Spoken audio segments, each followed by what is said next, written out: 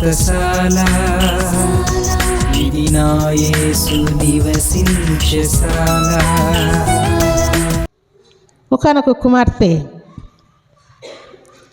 చాలా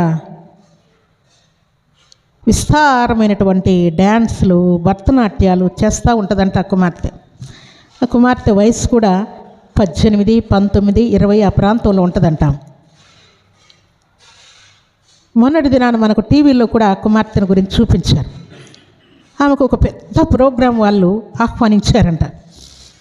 మా భరతనాట్యం చాలా చక్కగా చేస్తున్నావు, డ్యాన్స్ చాలా చక్కగా చేస్తున్నావు, ఒకసారి మీరు మా ప్రోగ్రాంకి వచ్చి డ్యాన్స్ చేయాలని చెప్తే, నేను కష్టపడి డ్యాన్స్ నేర్చుకున్నందుకు, భరతనాట్యం నేర్చుకున్నందుకు ఎంత గొప్ప అవకాశం వచ్చింది నాకు.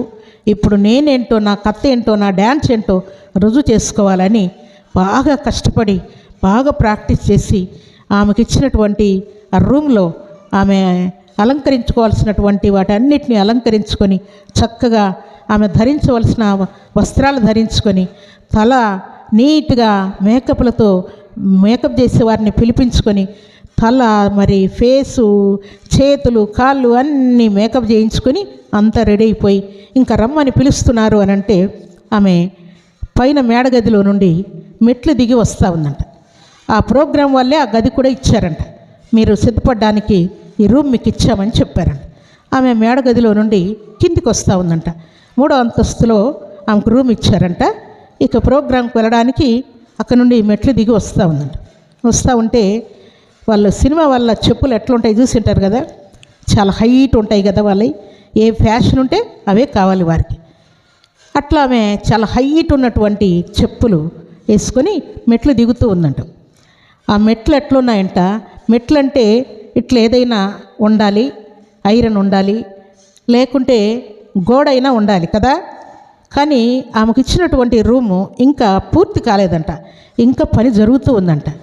ఆ రూమ్ మాత్రమే కొంచెం క్లీన్ ఉందంట, మిగతా మెట్లు అవన్నీ కూడా ఇంకా పని జరగవలసి ఉందంట. దాని గోడ కానీ ఏమీ సపోర్ట్ కానీ ఏమి లేవంట. ఆమె మెట్లు దిగుతుందంట. టైం అయింది, రమ్మంటున్నారు, ప్రోగ్రామ్ స్టార్ట్ అయింది అని అంటే ఆమె మెట్లు దిగుతూ ఉందంట. మెట్లు దిగుతూ ఉంటే మెట్లు దిగేటప్పుడు ఆ చెప్పు కొంచెం అట్లా స్లిప్ అయినట్టు కాలు జారిందంట. ఎందుకంటే హైట్లో ఉన్నాయి కదా, కాలు జారి ఆమె కొంచెం కాలు చక్క చేసుకొని మరింకొక అడుగు ముందుకేద్దాము అనుకుని చక్క చేసుకుందామని ఇట్లా కాలు ఇట్లా అనుకుంటూ ఉంటేనే కాలు జారి వెంటనే కిందికి పడిపోయిందంట. దాదాపు 3వ అంతస్తు నుండి కిందికి పడిపోయిందంట. ఎందుకంటే గోడ సపోర్ట్ ఏమీ లేదు కాబట్టి కాలు జారితే నేరుగా కిందికి పడే పరిస్థితి అంట. కిందికి పడిపోయేసరికి వెంటనే ఆమెను హాస్పిటల్ తీసుకొని వెళ్ళాలని పరుగున హాస్పిటల్ తీసుకొని పోతే అప్పుడే చనిపోయిందని చెప్పారంట.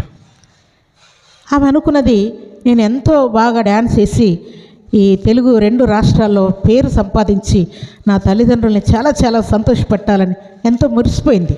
కానీ ఆ మెట్లు ప్రాబ్లమ్గా ఉండటం వలన ఆమె చనిపోయింది.